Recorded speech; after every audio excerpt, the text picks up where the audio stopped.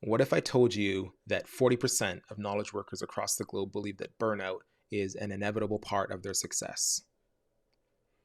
What if I told you that 42% of those same individuals believe that burnout and imposter syndrome happen at the same time? Would you be surprised by that?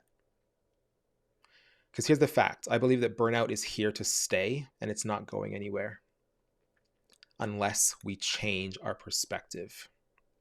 People often ask me why I'm so passionate about burnout, and our mission for a long time was to eliminate team burnout. We do that by improving systems. We do that by creating clarity. We do that by improving how teams work so they can work better and more efficiently. But when I'm asked why I'm so passionate about burnout, it's simply because I've experienced it myself. I know what it feels like. I know what it looks like. I know that when I experience burnout, I am a shell of a human being. I am closed off to the outside world. I ignore my team. I ignore my responsibilities.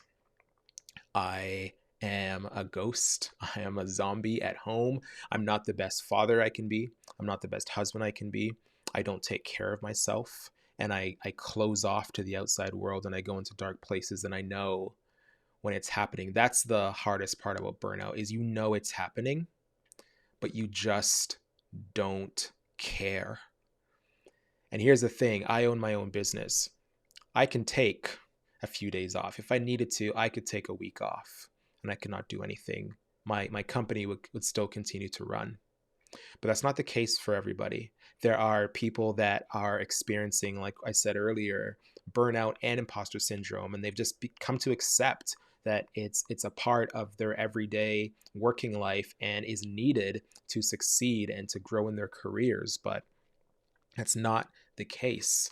And so if there is someone that is experiencing burnout and they work within a team, they're a knowledge worker or an individual contributor, and they are sitting on their couch on a random Wednesday night and they are dreading going back to work because work is crazy right now and they don't have the visibility that they need, and their boss is breathing down their neck and asking them to report on the status of work, or asking them, when they're going to get that thing done, or there are changing responsibilities that are causing stress and anxiety, and they're not working well with their teams because they don't have the tools that they need to work with their teams, and the right hand doesn't know what the left hand is doing, then of course burnout is going to happen. And these people that are sitting on their couches on these random Wednesday nights don't have the option to not go into work.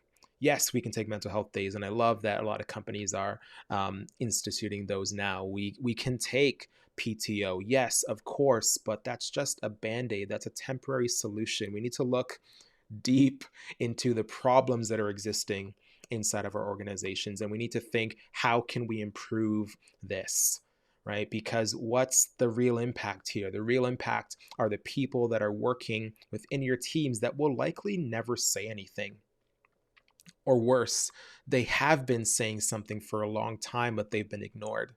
They're putting in requests for more support. They're putting in requests for new tooling. They're putting in requests for, a new idea to be explored, and their ideas are being turned away, or it's not within budget, or we'll look at that in Q4, and the real impact is affecting the people right now. And so the reason why I'm so passionate about eliminating team burnout, yes, I've been through it, but I think about these people.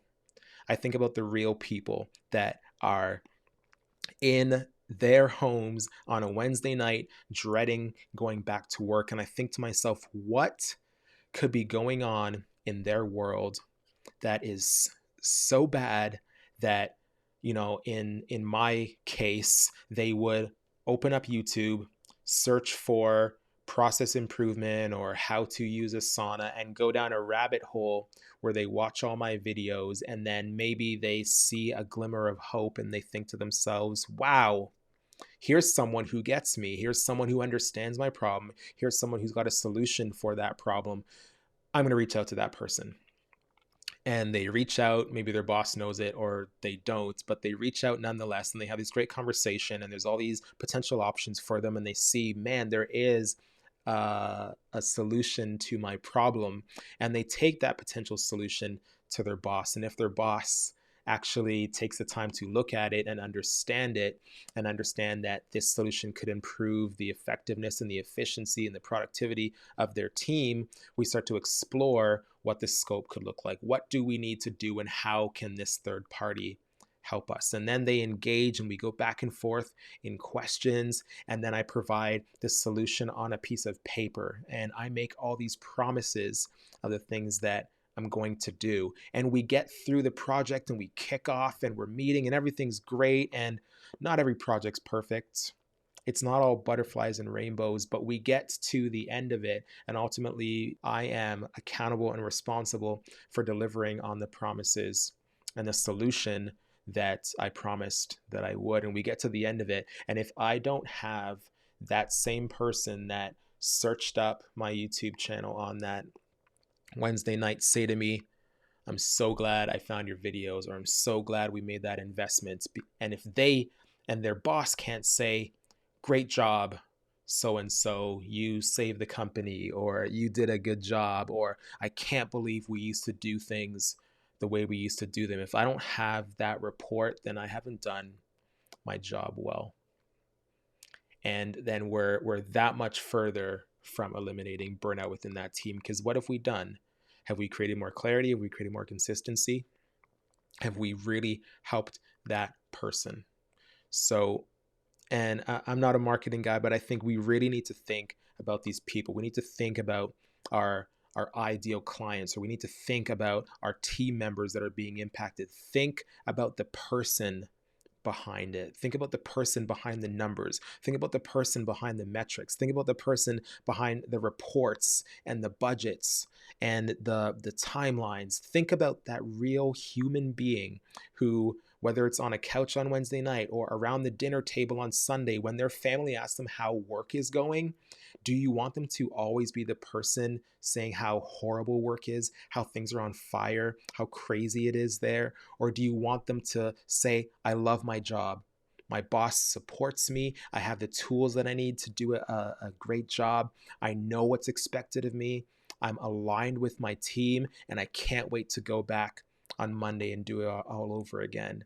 Which would make you, as the business leader, feel like you are excelling in? What would make you, as the business leader, feel like you are doing your job well? And I want you to think about that potential outcome.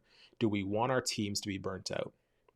Just because it's become the norm, just because we come to expect that burnout is an inevitable part of success, it doesn't mean that that has to be the norm. It doesn't mean that that has to be the culture of our teams and of our organizations. We have the ability to change the narrative, and you need to understand how much power you hold in that.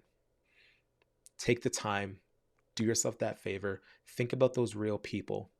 Because as we've been spending this whole time thinking about the people that work underneath us, you've probably been thinking about yourself. And you just probably haven't gotten to the point where you're desperate enough to make that change. But you owe it to yourself, and you owe it to your team. Make the change and think different.